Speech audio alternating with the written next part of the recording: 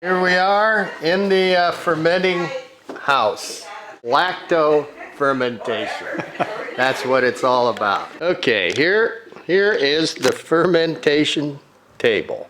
We're going to chop up all of our vegetables and put them in bowls so you can mix all the vegetables together.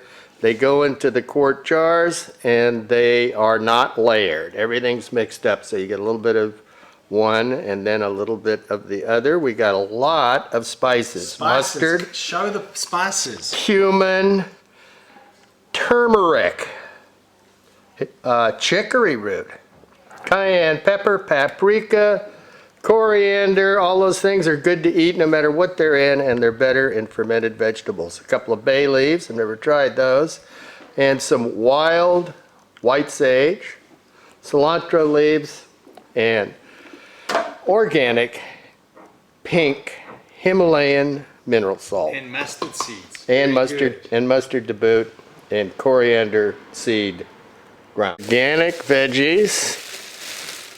Oh, revealed. Goodness. Wow. Yeah, there they are. Look at this, a very rare celeriac.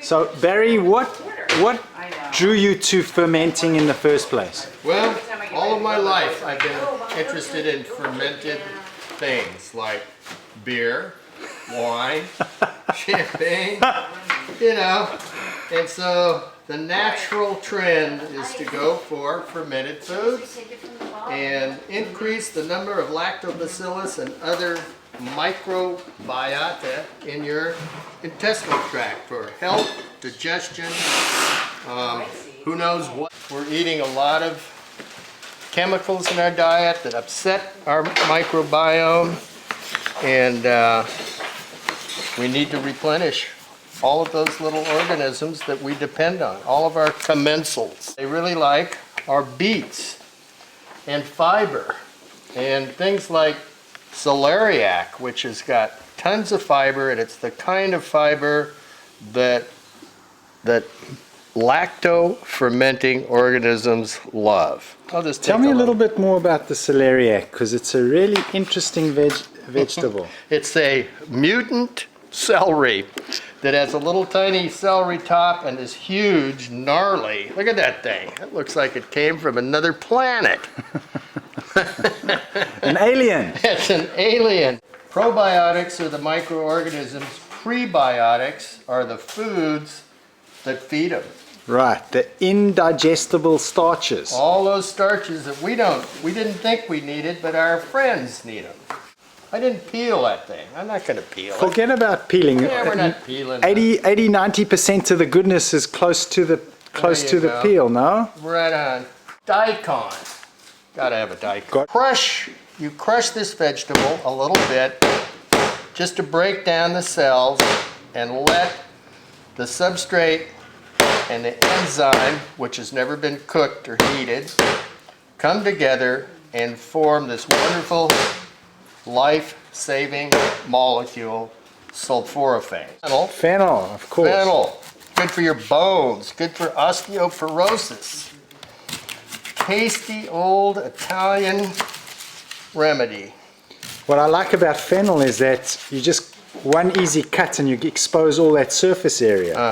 It is a surface area. I can smell the fennel from here. Let's mix up. Let's mix up in the bowl enough to fill a quart. Look at that variation in color. I know. Texture. Let's take a bunch of these things, stick them in. You know, mustard. That's a crucifery. Yes. Brown mustard seeds. Yeah. We'll put a few mustards in. So this is the secret from the Wizard of Spices himself. Yeah. He invented all of these things somehow. Cumin. Don't you want to eat a little cumin every day? Turmeric. The greatest vegetable in the world. Anti-inflammatory, right? Coriander. I noticed there's not a teaspoon in sight, Barry. I love that. Cayenne, pepper, a little oomph, you know, all those kimchi things. Oh, here comes some sage. A little bit, this is wild Salvia apiana, white sage. Filtered Wonderful, water. Healthy water. Uh, Couple of beets on the top, a little pepper. And I'm gonna jam it down so when I finally get it filled with water, it's gonna be covered.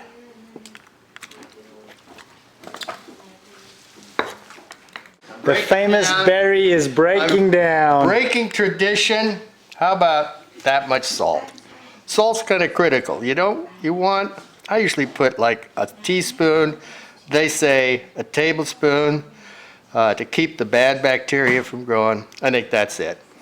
Yep, to get the brine going. Get the brine going. You can take any amount of tablets and supplements in the world, but if you want probiotics in your gut, then you got to feed them prebiotics a la berry style, and this is absolute magic. Now, okay. Man, that was cool. We're done. Perfect. All right, just And then the explain. spices, you just shake it up. Shake it up, let the Wait a minute. spices and the bacteria do its. It's already fermenting. I can hear it. And then you just put it on the shelf. For how long, Barry? I will give it 10 days, 7 to 10 days. You could eat it in 5 days. And I like it real fermented, real. this is Barry's organic food garden. And it goes on and on and on.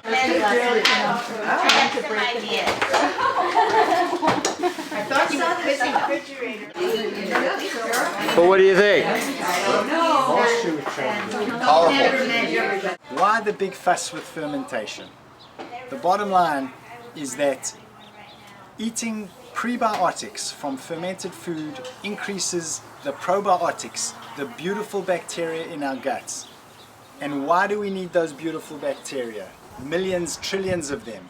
We need them to help with our digestion, which is crucial in terms of getting all the goodness from the food that we eat, and to avoid the chemicals and the pesticides which come in with the food we eat, not to absorb them in our system. The second thing that's really important about probiotics and prebiotics and a healthy microbiome is that it increases the function of your lymphoid tissue. The third thing that's really important about prebiotics is it keeps your brain healthy and happy. If you do not have good microbiome, what you do is you produce more cortisone, and cortisone actually is a depressant. So start fermenting. Colors are fabulous. Look at those colors. The fermenters are still working. They're working overtime.